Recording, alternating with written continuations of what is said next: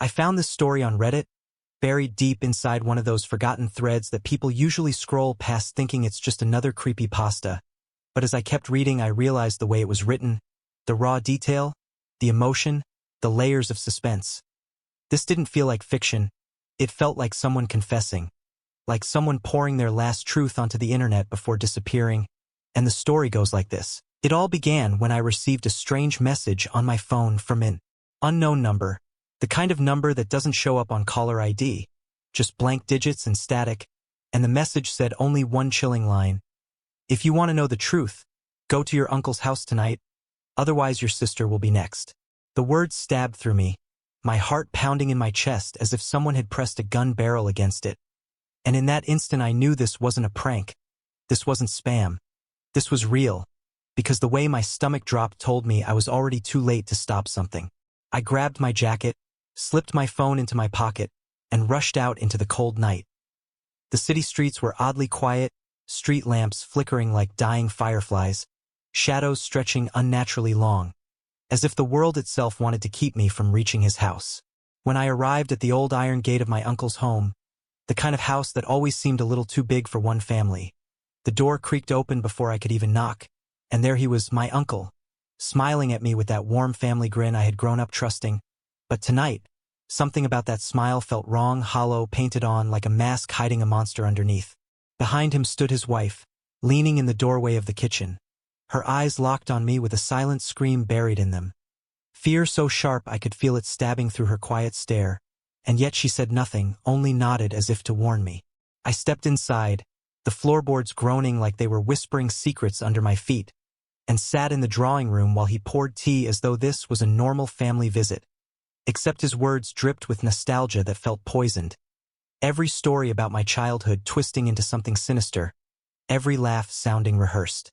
My gaze shifted to the corner, where half hidden under a stack of old magazines was a USB drive, black and ordinary but somehow throbbing with significance. And in that second my suspicion grew into terror. His wife excused herself to the kitchen, and he leaned closer to me, lowering his voice to a conspiratorial whisper. You know, everything in this world has a price, but the most expensive things are secrets and dignity. My blood froze, the air felt thick, and I managed to ask him what he meant by that. But he only smirked, eyes glinting with something cold, inhuman. I mentioned that I had heard whispers about him on the dark web, stories that didn't sound like the man I thought I knew, but he just laughed. A hollow laugh that echoed like footsteps in a tunnel, and said, "The dark web is just a market, boy. The truth is, people sell themselves long before they ever reach it." My chest tightened as he led me into his study, where an old computer hummed quietly in the corner, the screen flickering to life without him even touching it, and then the horror began. The monitor displayed a gallery of videos, shaky recordings, intimate moments of people who had no idea they were being watched, normal families trapped in their most vulnerable states. And then I saw it, something that made my knees nearly buckle. A hand pressed against glass, trembling, small, and familiar.